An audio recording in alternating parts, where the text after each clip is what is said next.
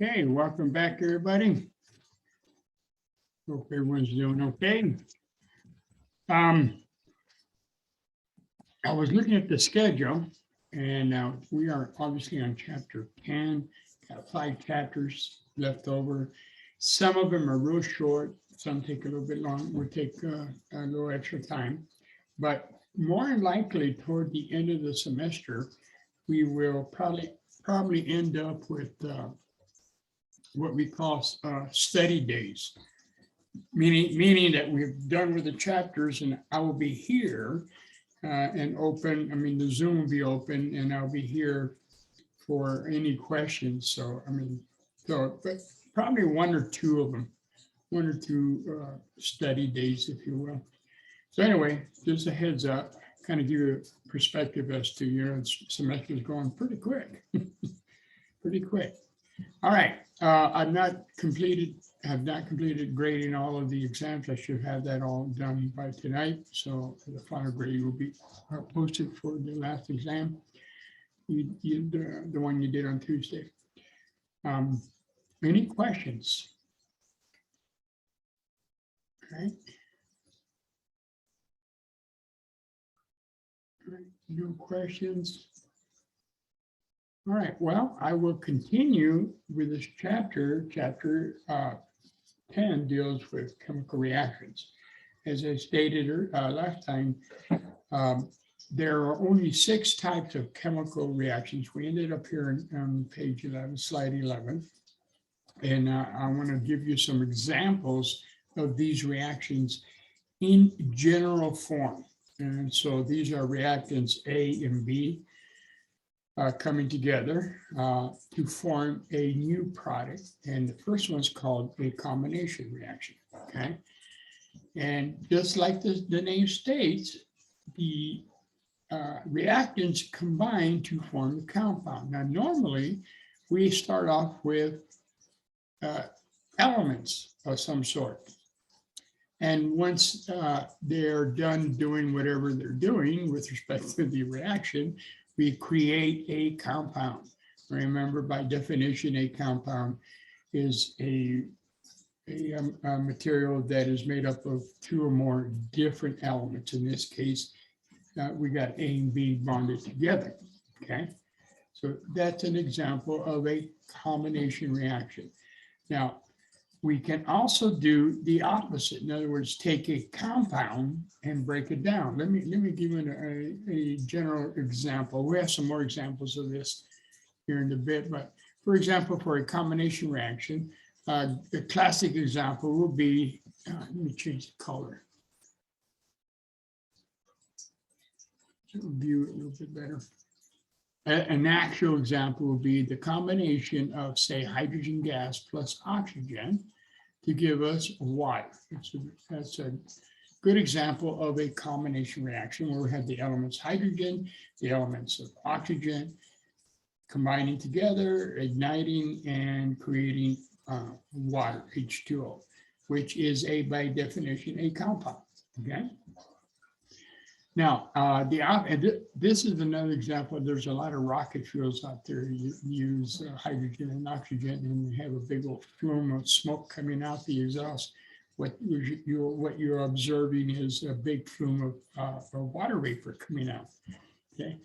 All right. So an opposite reaction of a combination is a decomposition, where we take a compound and we break it down to their elements.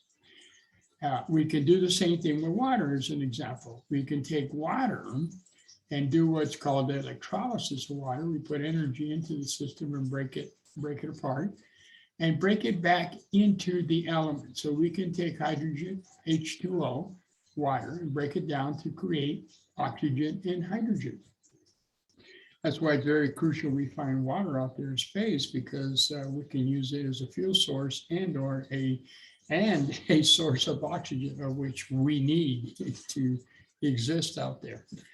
All right, so that's an example of a decomposition reaction. Now, with respect to combustion reactions, let me carry up a little bit here. A combustion reaction consists, we're going to talk about this basically, with respect to combustion, is the combustion of what are called hydrocarbons. And these are organic compounds that are made up of nothing but carbon and hydrogen. And so the X here represents a number, a subscript number, and H, and Y of the H represents a number. Okay. The smallest hydrocarbon would be CH4, which is methane. The point of this is that when we speak of combustion reaction with respect to Chem 130, we are talking about the burning, the combustion of hydrocarbons, which are made up of nothing but carbon and hydrogen, in the presence of oxygen. You know that for anything to burn, you need oxygen. So oxygen is a key reactant. And again, with respect to Chem 130, the only products created in a combustion reaction are the following: carbon dioxide and water. Okay? Carbon dioxide and water. Some specific examples, I said methane, but if you're using a lighter, for example, you're burning butane. That's a hydrocarbon. If you want to do some cookout this weekend using propane is a hydrocarbon. Okay, flammable materials. And when they burn, and the fuel that you use in your car is made up of a lot of material, but the majority of them are hydrocarbons which burn. And yes, I know that when we burn gasoline in your vehicle, you will get carbon monoxide in your exhaust, which is a poisonous gas. Well, that is true. And that's simply because with respect to combustion in your vehicle, the engine is not very efficient, not very fuel efficient. So there's always carbon dioxide that is created. So, but we're going to assume that we have a 100% efficiency, and that when we burn butane or hydrocarbons, the only two products will be carbon dioxide and water. So with that being said, you may be given a question, you never know, that says, all right, here's a formula for, I don't know, let's say C6H4. Now, you may not know what that is, but I hope you recognize that you're dealing with nothing but carbon and hydrogen. Therefore, you're dealing with a hydrocarbon. Therefore, if I'm going to combust this, I am required to have oxygen. I cannot burn anything without oxygen. And since I'm dealing with a hydrocarbon, the only two products that I'm going to create is carbon dioxide and water. Okay? All right. Now we're going to talk about how to balance these equations. Now, with respect to the first two examples, combination, decomposition, the only thing we have for you as far as balancing is basically a trial and error method. So you start off with, let's try a coefficient of 2 here, move over to products, go back and forth till you got it, till you have it balanced.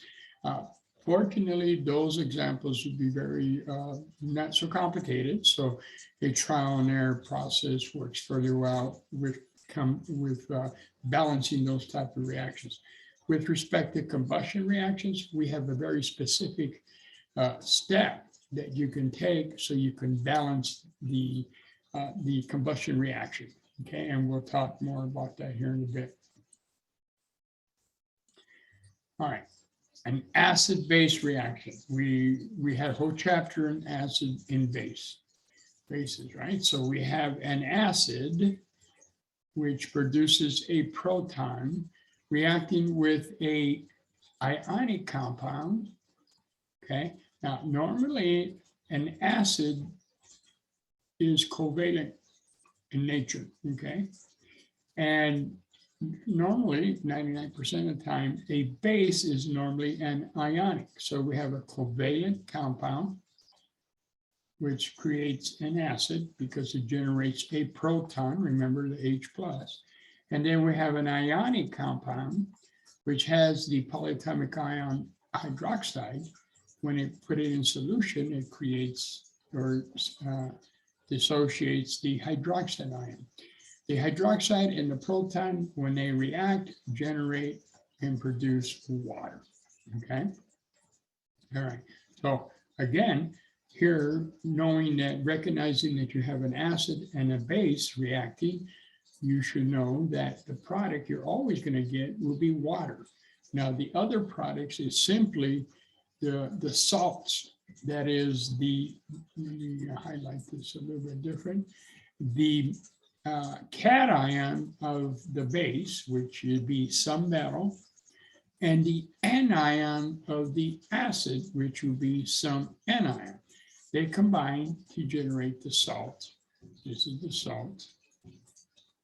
Okay, and it's not necessarily always, when we speak about a salt in chemistry, we're not talking about simply about sodium chloride. It could be whatever metal. It could be potassium over here in the hydroxide. It could be magnesium hydroxide. It could be any metal. Okay. All right. Now, to balance an acid-base reaction, our suggestion is this: follow the proton and the hydroxides. Okay, so if I have 2 hydroxides, I need 2 protons to react with those 2 hydroxides to neutralize them, which results in 2 molecules of water being generated, because one atom of 1 proton plus 1 hydroxide produces 1 water. So if I have 10,000 protons, I need 10,000 hydroxides to give me 10,000 molecules of water. Okay, so we follow the protons and the hydroxides to balance it, and then the rest of it really just falls in place as far as the other salt that is created. All right, another example. This is called a single replacement reaction. Now, if we look at this general reaction, we start off with a metal of some sort, okay, some metal, denoted by the letter M. It's elemental. There's no charge. It's the metal itself, okay? It's the element of some metal. It reacts with a compound which consists of another metal, but it is in ionic form, okay? And so here we have AX, the compound AX. So that metal A is in ionic form. And what happens is there is an exchange. So the metal that was in ionic form now becomes a metal in elemental form. And the metal that was in elemental form to begin with now becomes a metal in ionic form. So they just exchange places, okay? And a good example of this type of reaction is plating. There's a process of, let's say, for example, you want gold plating earrings, or you want chrome plating or copper plating. This is that type of plating is a type of what we call a single replacement reaction. We are replacing a metal in one form with a metal in another form. Now, how do we determine whether a reaction proceeds as written? Well, I'm glad you asked. Okay. We utilize, going back to the periodic table, we utilize what is called the activity series. Now, above the solubility rules and in between the periodic table and the solubility rules, there is a listing called activity series. It's a list of active metals, okay? And it starts off with the first one, you can see Li, lithium, and the last one is gold. And so you have the greater than symbol going to the right. So the reactivity of lithium is greater than the reactivity of potassium, which is greater than the reactivity of barium, which is greater than strontium, which is greater than so on and so forth, okay? Until you get to the end of the series and you end up with Au, which is gold. Gold is the most unreactive metal that we have. Yes, it can react, but it takes very aggressive aggressive conditions to get gold, pure gold, to react.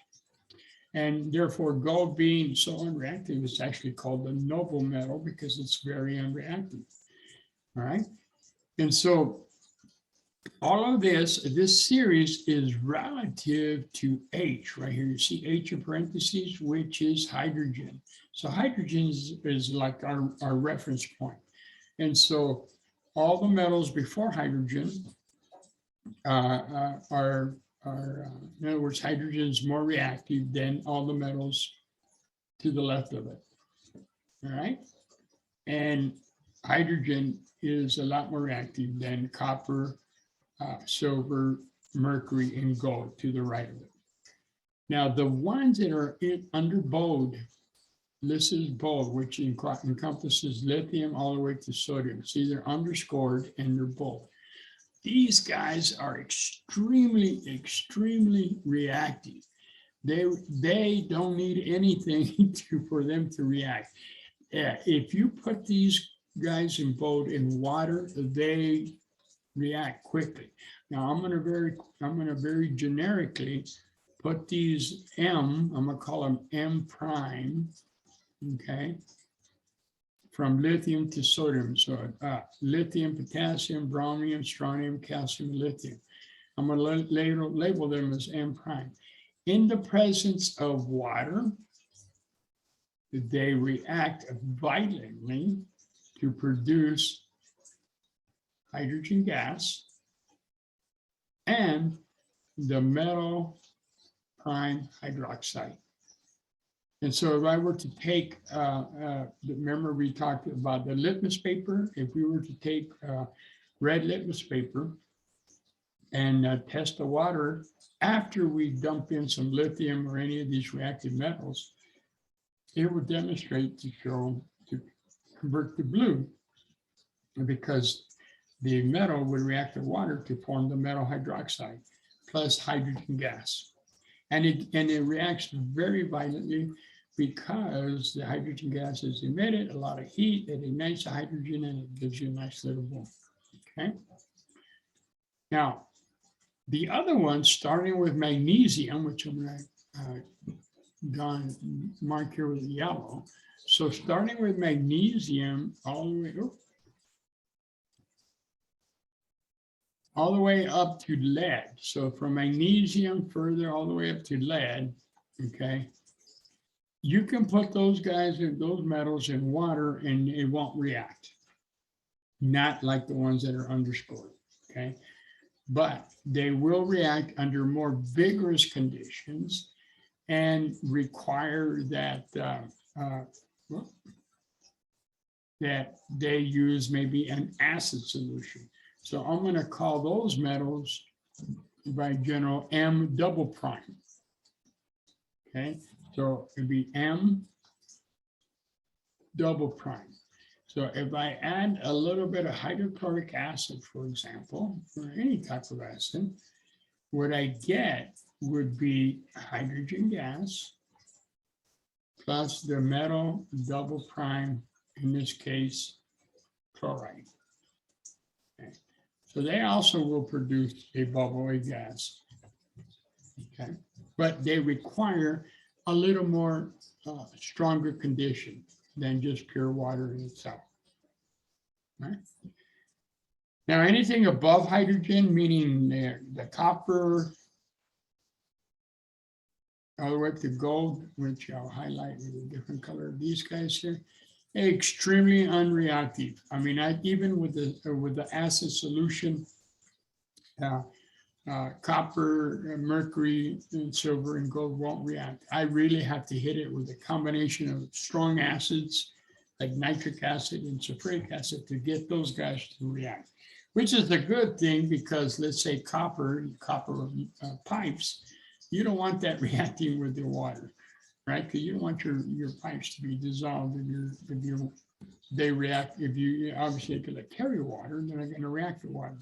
And you don't want them to react with acidic water either. So anyway, so that they make good, copper is a good source for copper pipes, transport water from point A to point B. Okay, so there is a procedure we're going to talk about whether a reaction reacts or not, given two metals. And we're going to ask two simple questions. And if you answer yes to those simple questions, then yes, you get a reaction. If you answer no to those two simple questions, when we talk about single replacement reaction, then you get no reaction. Okay, but we'll get to that here in a bit. So we use the single replacement, we use the activity series to determine whether a given reaction will proceed as written for a single replacement reaction. And then the double replacement, where basically, if you look at it, you will see that M subscript 1 and subscript 2, it's just telling you should be actually like a prime or double prime. They're not saying there's two metals, subscript, like a normal subscript. They're just telling you they're different. Okay, this metal 1 versus metal 2. Now, metal 1, which is both of them are in the form of ionic compounds, both of the reactants. So you got metal 1X and metal 2X, Y in this case. They're both soluble, okay, in water. And then when you mix them together, what happens is they exchange partners. So M1X is now partnered up with the Y to generate M1Y, and the same is true for M2Y. Now it is M2X, okay? Now, what drives this reaction is the solubility rules from the periodic table. If we look at the products, the next thing we're gonna do is look up the solubility of the products. If one of them, for example, let's say for argument's sake, M2X is insoluble. So obviously we put an S there. That means we got a reaction, okay? Because M2X shows that it's not soluble. All this is done in an aqueous solution. So M2X shows that it's insoluble in water based on the solubility rules. So it will precipitate, which means we get a positive reaction. If both products are soluble, then we get no reaction, okay? So double replacement reaction is the partners just exchange position. Then we look at the solubility rules to determine whether the product, one of the products is soluble or insoluble, okay? And if one of them is insoluble, we get a positive reaction. If both are insoluble, negative reaction. All right. All right. Well, let's do some specifics. Okay. So here we got phosphorus, and bear in mind, the reactions are given to you here to give you examples of a combination reaction. But it could be written in English, words, I should say, and you need to write out the reaction. So it could say something like a combination reaction of phosphorus in the presence of oxygen gives us diphosphorus tetroxide, something to that end. Okay. So note here, combination reaction. We have two elements. Phosphorus is in elemental form. Oxygen is in elemental form. We create P2O4, which is a compound. Okay, so be able to recognize, analyze the reaction, and be able to define what type of reaction it is classified. Only 6 types, and I'm telling you here how to recognize a combination reaction. You recognize it by the fact that the reactants are elements and the products are compounds. Next thing you got to do is you got to balance it. Okay, so a general guideline kind of rule of thumb, when you have an element all by itself, like phosphorus just sitting there, normally if a good technique is to leave it alone, okay, and look at the other elements, especially the diatomic, and you work with that first. Try to balance that first, oxygen, okay? When you have a single element all sitting there, non-diatomic, those are good because later down the road, you can just put a coefficient and things balance out real well. So work on the element that is not monatomic, and in this case, it's oxygen. So we got 2 oxygens on the reactant side, and we got 4 on the product side. We can simply put a 2 in front of oxygen, and it gives us 4 O2s, 4 oxygens, as you say, as reactants, and we got 4 S products, so oxygen's good. Note there are 2 phosphorus. We can simply go put a 2 in phosphorus, in front of phosphorus, and we have the phosphorus balance. Okay. The relationship between reactants is a 2-to-2 between phosphorus and oxygen. Okay, 2-to-2 relationship or 1-to-1. Same thing. All right. So that's a specific example of a combination reaction. Here we have an example of a decomposition reaction. How do we recognize that? Okay, first of all, we have a compound as a reactant. And the product side, we have elements.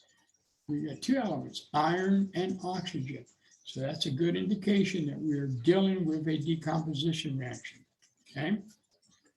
All right. So now we got to balance this thing. And excuse me. Notice here we got iron all by itself, monatomic. Leave him alone. Wait for the end to put a coefficient there if needed. Work on the other element. We got diatomic here. Well, we got 2 oxygens in the product side and 3 in the reactant side. Okay, we got a disparity here, so we look for a common number, which is 6. So if we put a 2 in front of F2O3, and if we put a 3 in front of oxygen, guess what? Our O2s get balanced. Okay, our oxygen gets balanced. We got 6 on the left side, 6 on the right side. But by putting that 2 there, we kick up the quantity of the iron. Okay, so now the iron is 4. So now we simply put a 4 in front of the iron and check, make sure everybody's happy and balanced. And sure enough, we got 4 iron on the left, 4 on the right, 6 oxygens on the left, 6 on the right. Everybody is happy with balance. Mother Nature is happy. Okay. Note the relationship now. You got a 2-to-4 ratio between the iron oxide and the iron. Now, does anybody know the name of the reactant? I said iron oxide, which is correct, but is that correct for me to say that? Anybody know, wanted to take a shot at this? What is the name of this compound?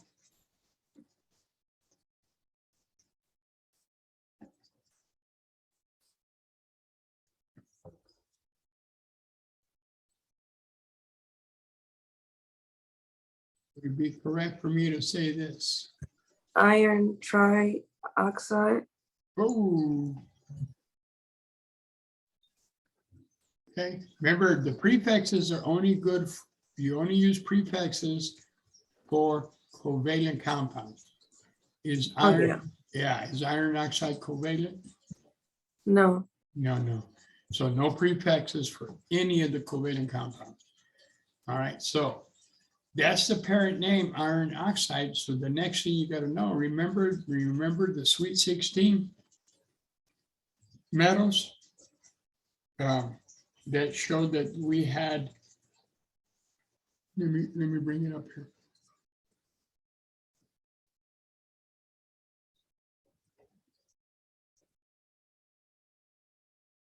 Remember the metals that are circled in red? Those 16 elements had a known, very specific oxidation number. The ones in group 1 always had a +1. The ones in group 2 always had a +2. Okay. And then I added 4: aluminum, zinc, silver, and cadmium. Aluminum had a +3, zinc had a +2, silver +1, and cadmium has a +2.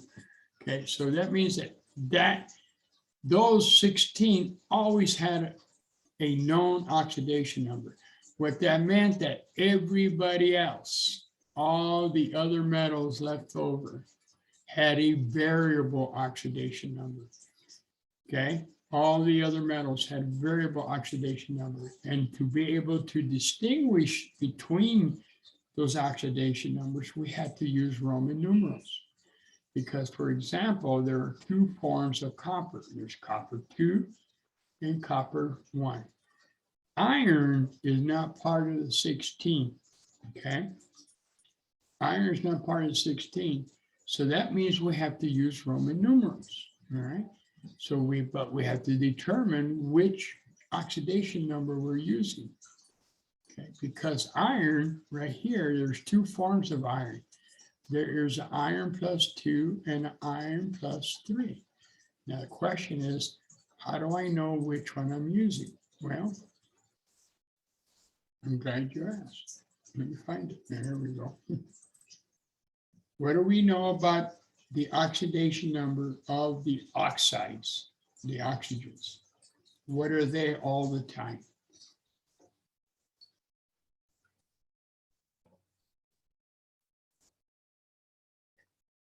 What group is oxygen in? It's in group 6. When it becomes an anion, it will pick up 2 electrons, okay? So it will have a -2. Every oxygen has a -2. Now we have 2 irons and we have 6, a total, we have 3 oxygens, each one with a -2. So we have a total of 6, -6. And the whole thing has to add up to 0.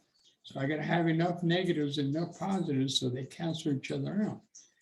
And so I can rewrite this. I can write a very general algebraic equation, say 2 irons plus my -6, because I have 3 oxygens, each one is -2. I got a total of -6 equals 0. So I can rewrite that and say Fe is equal to +6. I took that -6 to the left of 0, moved it over to the right.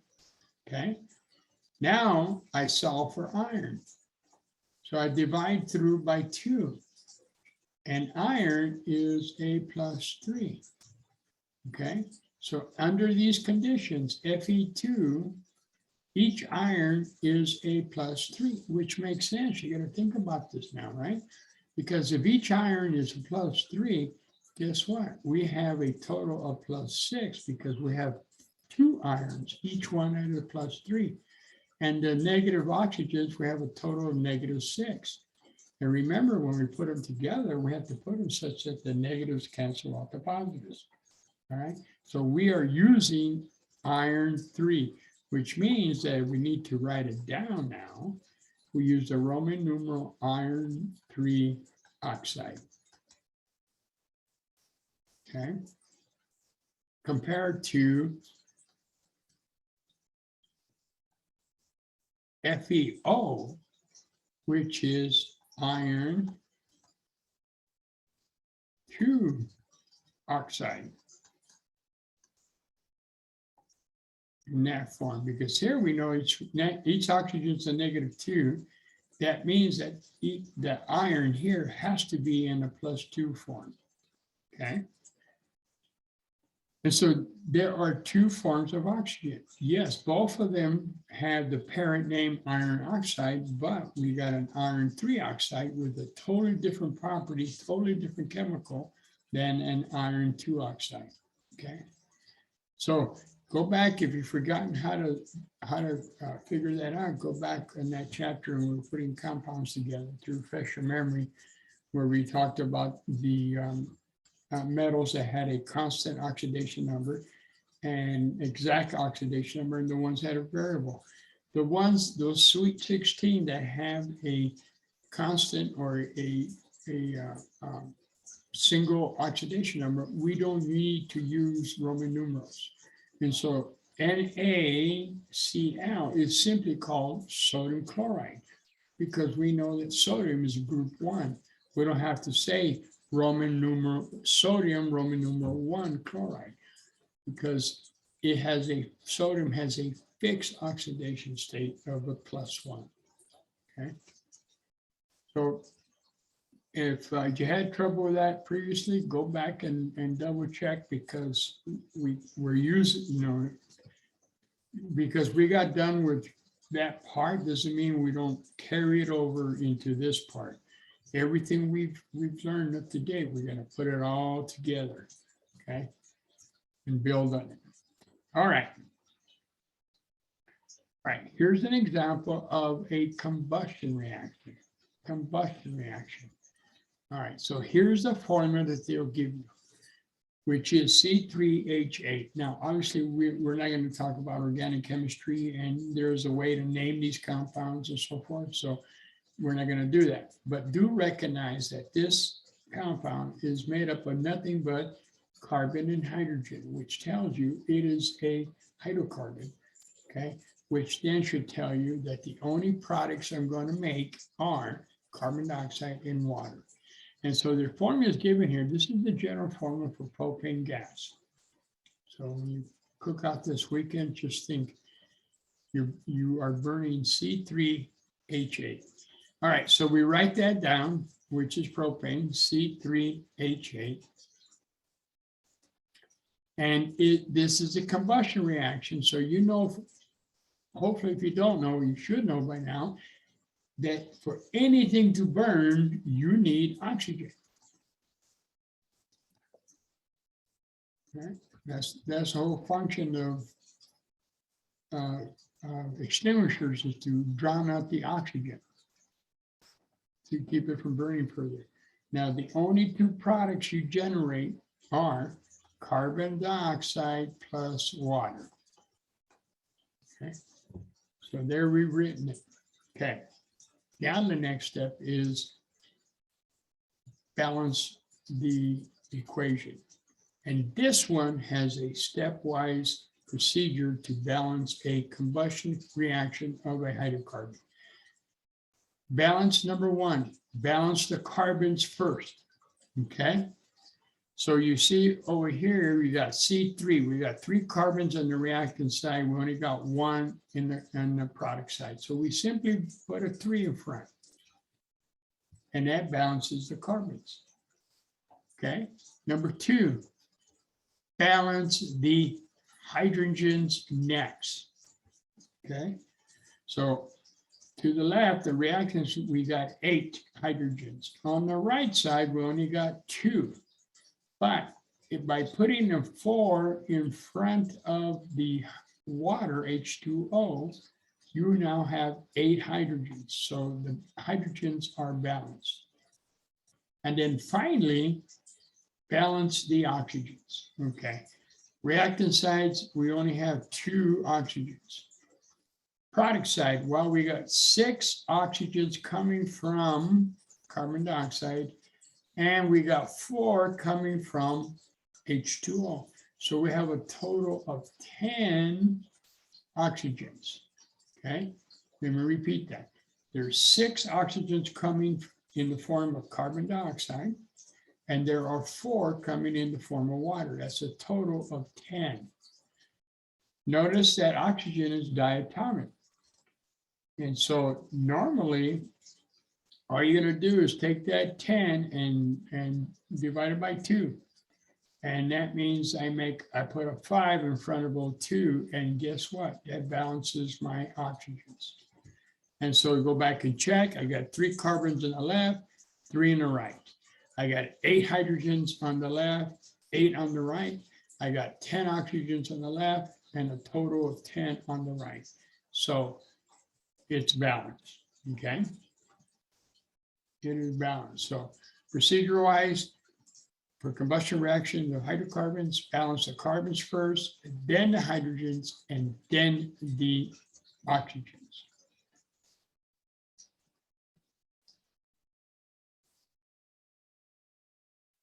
Okay, so we have the balance right here.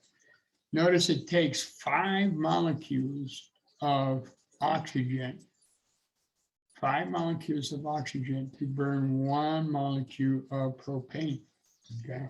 It utilizes quite a bit of oxygen to burn that. Then it creates 3 molecules of carbon dioxide and 4 molecules of water at combustion reaction. Okay. Obviously, you don't see it over here because it's hot. So carbon dioxide is a gas, it goes in the atmosphere. And water, this is water is in the form of gas vapor, so it vaporizes and goes into the atmosphere. Okay. All right. Now I'm going to give you an example of another. This most general hydrocarbons are straightforward. The last step, you notice that we had 10 oxygens, so I just simply give it a 5 in front of the coefficient for high oxygens. But let's see what happens if you end up with an odd number of oxygens on the right-hand side. How do you fix that? Okay, well, let's do a specific example. All right, here is hexane, which has the general formula of C6H14. Okay, we're going to undergo combustion. And so it's going to need carbon dioxide, oxygen, obviously. And the products made, obviously, is carbon dioxide plus water. Okay. All right. So the step doesn't change. We balance the carbons first. We got 6 carbons on the left. We need 6 on the right. So we simply put a 6 in front of carbon dioxide. Okay, so that balances the carbons. So that's number 1, carbons. Number 2 is we balance the hydrogens. All right, we got 14 hydrogens on the left, only 2 on the right. And so if we put a 7 in front of water, that gives me 14 hydrogens on the right side, which balances out the 14 hydrogens on the left. Okay. All right, now finally, the last is we balance the oxygens. All right, so we got 12 oxygens coming from carbon dioxide and 7 coming from water.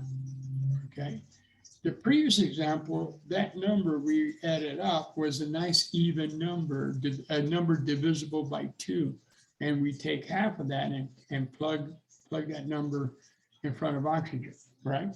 Well, this is not a number divisible by 2. When I got an odd number like this, this is what you do.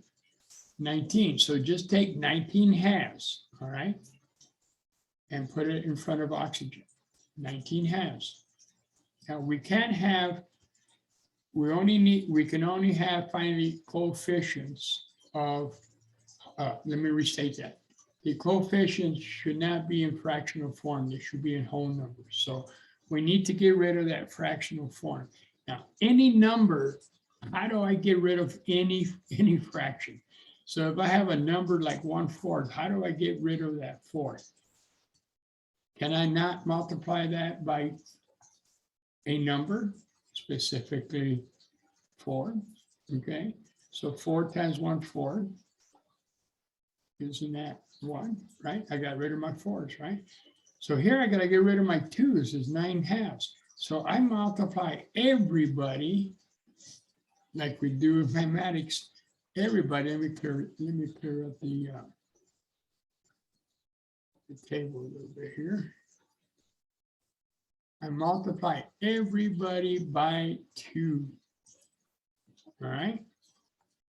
All right, so 2 times C6H14 tells me I got 2 C6H14, okay?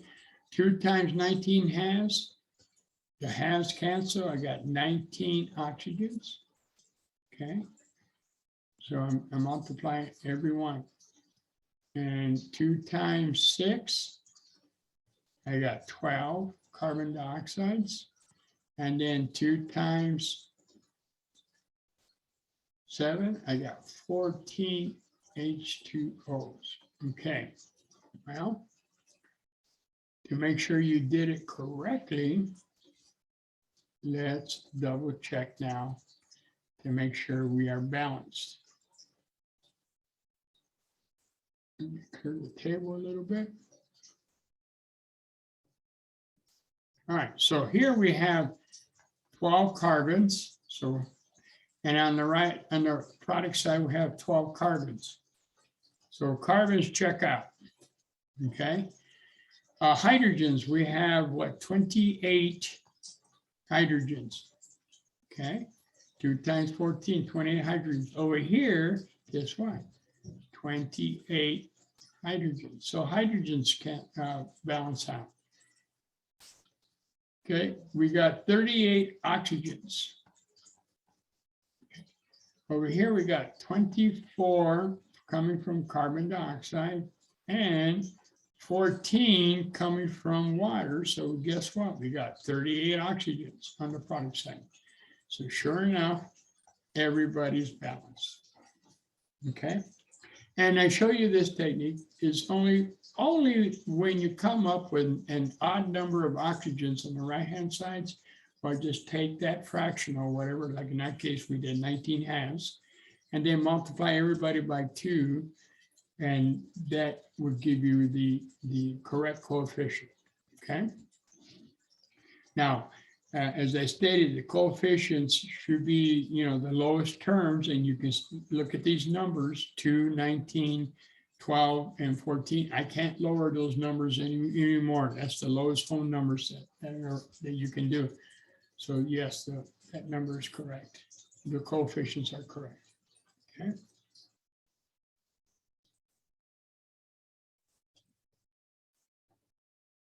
All right, so to rehash a little bit, to balance the combustion reactions, we balance the carbon first, then the hydrogens, then finally the oxygens. And if you end up with an odd number of oxygens on the right-hand side, use the fractional, I'm going to call it the fraction technique to get your balanced chemical equation. Okay. All right, let's continue. And this is basically what I just stated with respect to balancing chemical reactions. Okay. All right, now with respect to acid-base neutralization reactions. I had mentioned before, what the question was, how do you know I have an acid? Well, 99% of the time, you're going to have hydrogen written first and then whatever follows. That's a good indication that you're dealing with an acid. And then for the base, you're always going to have the polyatomic ion OH all the time, okay? So here we have HCl, hydrochloric acid, and barium hydroxide. Now notice something here. Remember, if you look at the general equation for an acid-base reaction, 1 proton requires 1 hydroxide to give me 1 water. Okay. Note here for barium hydroxide, I have 2 hydroxides. So what does that infer? That infers that I'm going to need 2 protons. Okay.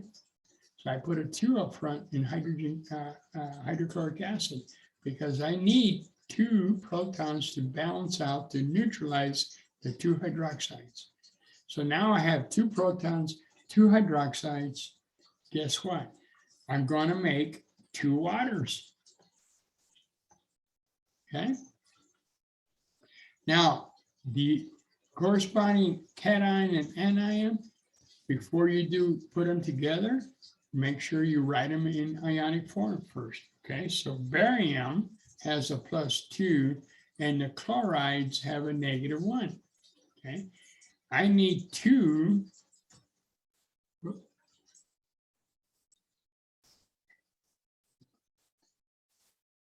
I need 2 chlorides for every barium. And so I can write the formula BaCl2. Okay. Now that means that I got 2 chlorides, which I did right here. Chlorides cancel. They balance out. I got 2 on the left, 2 on the right. I got 1 barium on the left or 1 on the right. So barium chloride balances out. So in this case, with acid-base reactions, when you want to balance them, follow the protons and the hydroxides, okay? Follow the protons and the hydroxides to get them balanced out. All right, let's take a look at the next one. H3PO4. It's one of the acids we talked about, phosphoric acid. And instead of barium hydroxide, you got calcium hydroxide, right? So again, you know you're going to make water because it's an acid-base reaction. But here's the thing. On the left side, we have 3 protons. Okay. On the right side, we have 2 hydroxides.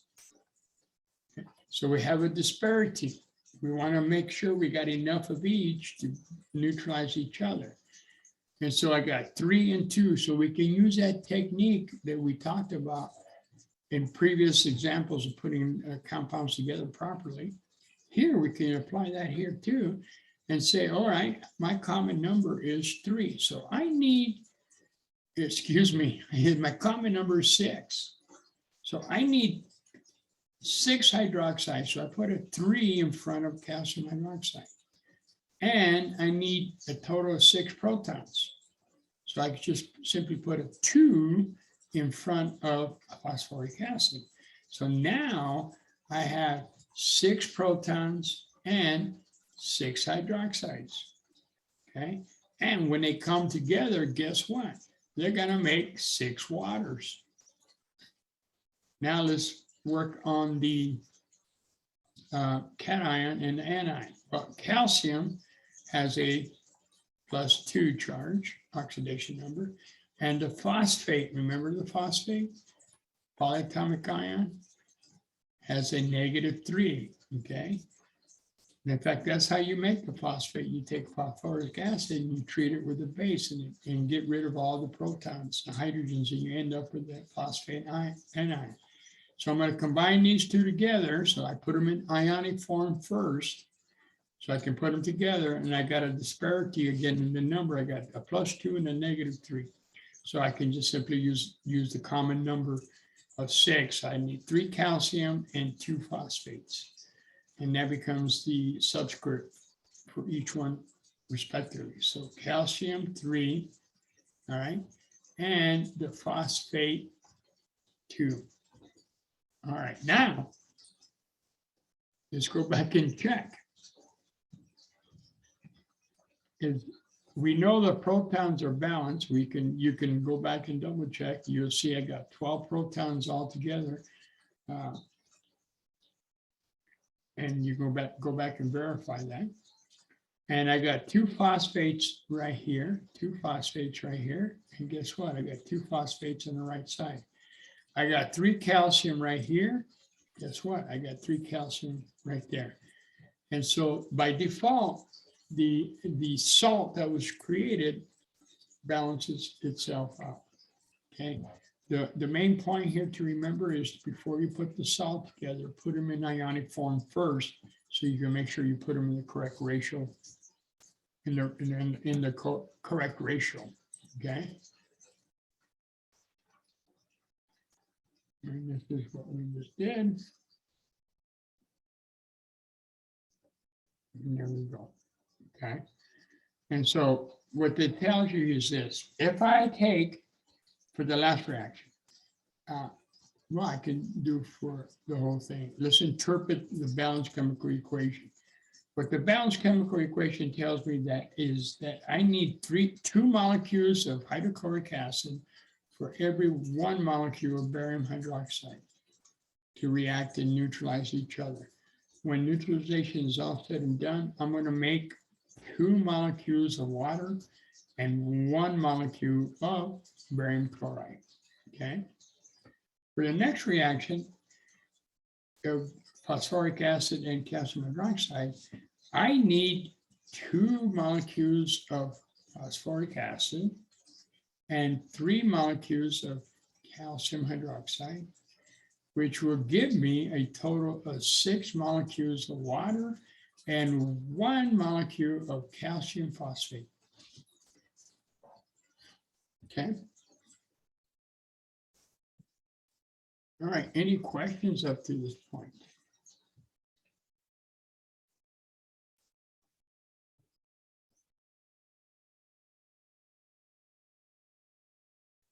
Okay. The single replacement reaction. This is the reaction where we have a metal in elemental form that reacts and exchanges position with another metal that's in ionic form and displaces the ionic metal. And now you have the metal that was in elemental form, now is in ionic form. And the metal that was in ionic form now is in elemental form. Okay, elemental form. All right. Now, how is this going to work? Well, it depends on the reactivity of the metals involved. And this is just the metals. Now, what we need to know is simply which metal. We don't care whether the metal is in elemental form or ionic form. I'm just going to compare and contrast the metals involved in the reaction and use the activity series to determine who is more reactive. Okay. Excuse me. So here's the periodic, on the periodic table, we have the activity series. The ones in white are the ones that are extremely reactive, okay? And then the ones in yellow up to hydrogen are the ones that require a little bit more vigorous conditions, like an acidic solution to get them to react. And then the ones after hydrogen require very vigorous and harsh conditions to get those to react, okay? The driving force is this. The driving force is the metals want to get into ionic form. Remember that that metal that's more reactive is a lot more stable if it loses its electrons compared to the other metals. So it rather want to lose those electrons like it should do and give it to the other metal, and the other metal becomes the elemental, okay? All right. So I think maybe we do some specific examples here. Hopefully become a little bit clearer. Okay. The most reactive metal, like I stated, wants to be as a compound. And if it's already in kind of compound form, there is no reaction. Okay, let me restate that. When I compare the two metals, if the most reactive metal is already in a compound form, there is no reaction. Okay, if it's not in compound form, then there is a reaction, and they simply switch the partners. Okay, and then obviously we write, like we've been doing, we write the formula, the new formula for the ionic formula correct. We write them in an ion form first, so we can put them together correctly in the right number. And of course, don't forget the states. You know, if it's elemental form, it's more likely to be a solid. Okay? And of course, we balance it. All right, let's take this reaction. We have zinc nitrate in the presence of sodium. So step number one is we look for compare the reactivity of zinc. We don't care whether it is in compound form or elemental form. We just want to compare the metals. So we got to find zinc on the periodic table and sodium. Here's sodium, okay, and here's zinc. So we're only concerned about sodium and zinc. We don't really care about anything else in between, before or after. So relative to each other, the question is, which is more reactive? And the answer is sodium is much more reactive than zinc based on the activity series, okay? A greater than symbol tells us it's a lot more reactive. Sodium is a lot more reactive than any metal from magnesium forward, it's more reactive. But as far as metals behind it, it's least reactive, okay? So sodium is the most reactive metal. Second question, is sodium in a compound form?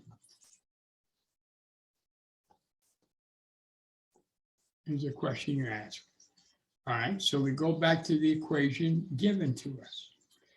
We say here sodium is sodium solid, it's elemental. So the answer to that question is no, it's not in compound form, which implies positive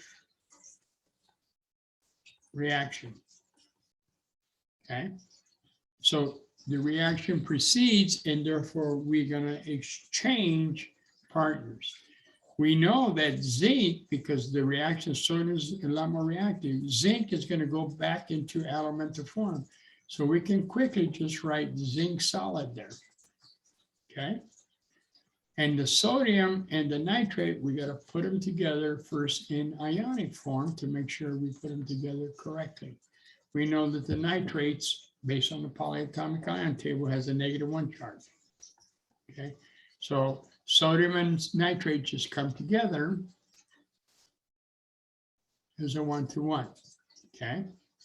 Now, note here, we began with 2 nitrates, so we can simply put a 2 in front of the sodium nitrate to balance out the nitrates. Okay.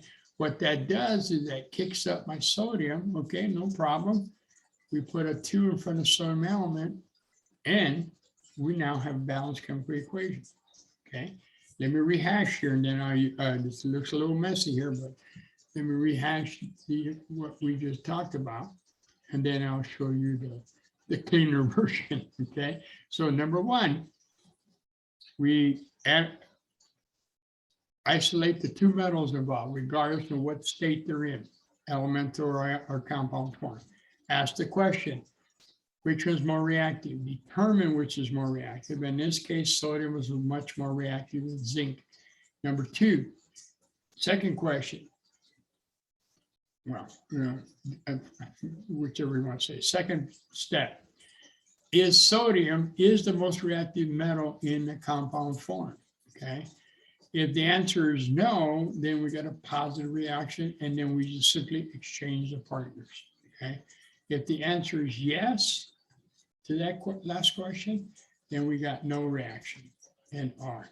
But in this case, we got no, so we got positive reaction.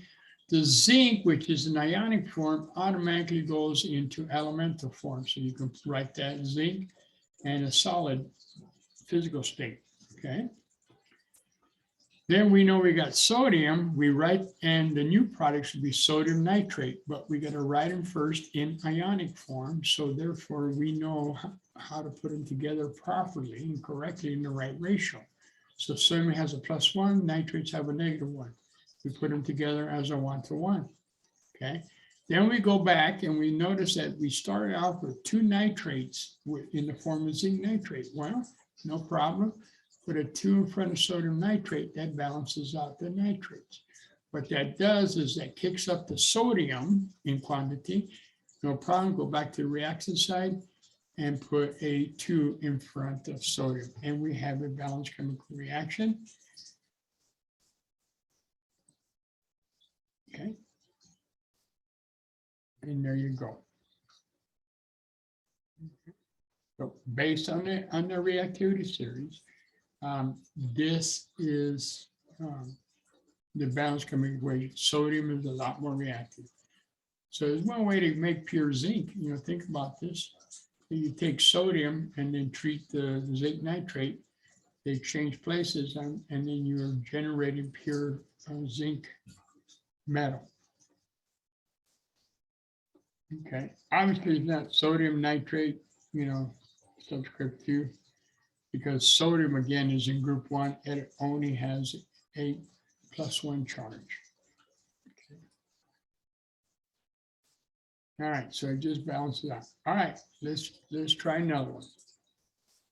So we are comparing strontium with aluminum. So we go to the periodic activity series, find the two metals, SR and AL, okay? And so we find out that strontium is a lot more reactive than aluminum, okay? Based on the activity series. Okay, now is strontium in compound CP form? Okay, the answer is yes, it is in compound form right here. It's an ionic form. Okay, that implies NR, no reaction. Because strontium, which is the most reactive metal, is already in a stable state, okay? A lot more stable state than aluminum is. So we get no reaction. Okay. So no reaction. Now, what does this infer? The way it's written, there will be no reaction because the most reactive metal is already in most stable form. It's already in ionic form. But what also tells you that the opposite reaction would be positive, meaning that if I started off with aluminum bromide plus strontium metal, guess what? I will make the reaction will proceed, and you will make aluminum solid plus strontium bromide, okay? Because you asked the same questions here for this reaction. This is example number 1, example number 2 using the same metals but in different forms. And so strontium is still the most reactive, is more reactive than aluminum, okay? And second question, is strontium in compound form? In this case, number 3 says no, it's not. So therefore, yes, positive reaction. Okay, RXN, shorthand for reactant.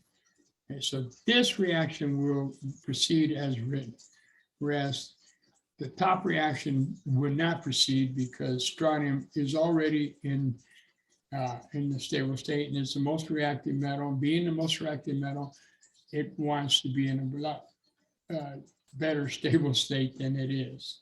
If it's okay, and by becoming ionic, remember the driving force is this: it loses electrons because they're metal, and they become isoelectronic with a noble gas.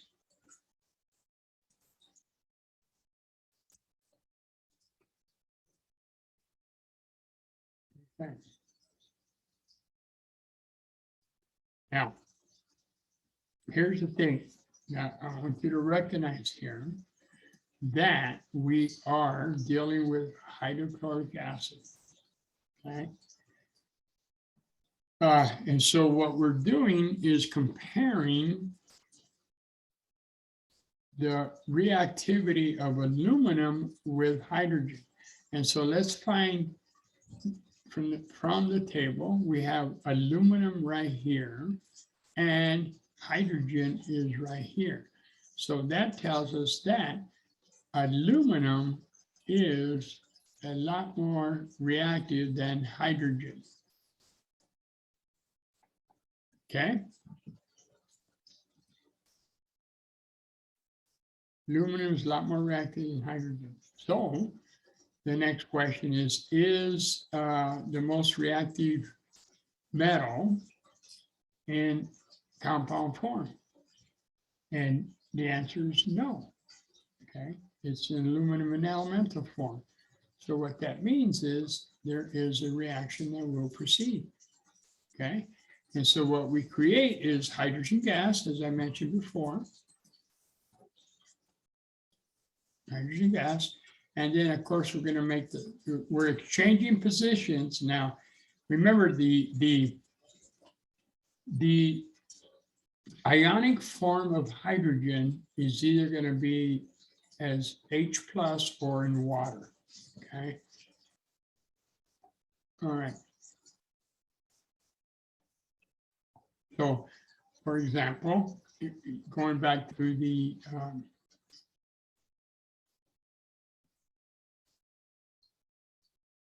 activity series, you notice that hydrogen, which I circled here, all right, that all the metals before that are a lot more reactive than hydrogen. Now, the metals of starting with magnesium up to lead, they require hydrochloric acid to react. If it's just water, they won't react, unlike the ones that are in bold, where they will react with water, okay? Or hydrochloric acid, because hydrochloric acid is water, so those guys in bold are going to react because of the water. But if the other metals from a magnesium and lead, for them to react, they require a little more vigorous conditions, okay? And so when you see any of those metals from magnesium to lead, and you see this reaction, okay, you will get a positive reaction. And restate that. So from magnesium all the way up to lead, you will get a reaction that will proceed, meaning that you're going to create hydrogen gas, okay, plus the metal salt. Well, we're going to have chloride, which is Cl, and the aluminum, which we hopefully know by now, will be a +3. Okay, so we need 3 chlorides. So the metal will be aluminum chloride, will be the products. And then we go back and balance it out. All right. Now, if we had gold, Au reacting with hydrochloric acid, we would get no reaction, okay? No reaction. Think about this. Go back to the here's gold, Au, and there's hydrogen. Hydrogen is a lot more reactive than gold. And the question is the most reactive metal, in this case hydrogen, in ionic form? And the answer is yes, it is an ionic form in the form of hydrochloric acid. So that's why you get no reaction when you're dealing with copper, anything above hydrogen, copper, silver, mercury, and gold. If you put them in hydrochloric acid, no reaction. Okay, so let me clear up this mess a little bit.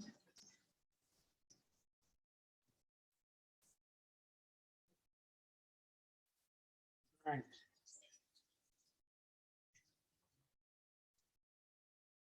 Balance it out. Right. So one way to look at this. Let me go back to the activity series quickly right here. And so when we are dealing with these guys right here in highlight, okay, which I wrote in earlier, I said I just classify them as M prime. In the presence of water, they will give you hydrogen gas plus M prime hydroxide, okay? When you deal with the magnesium all the way up to the lead, okay, which I'm going to classify that as M double prime, they require acid, hydrochloric acid, for them to react. In the presence of water, they won't react, okay? So yes, you would get gas, hydrogen gas, plus the metal double prime, in this case, chloride, but I could have said HX, okay? And then in general terms, we got M double prime X. Okay. All right, well,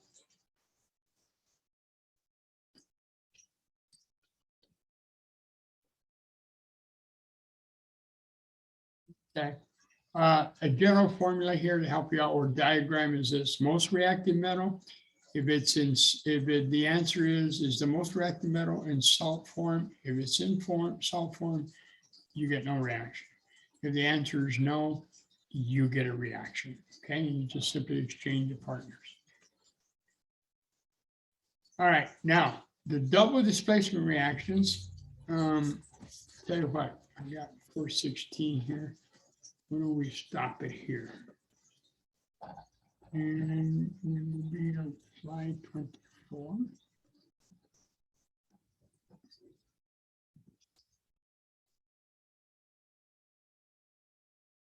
We'll stop it here.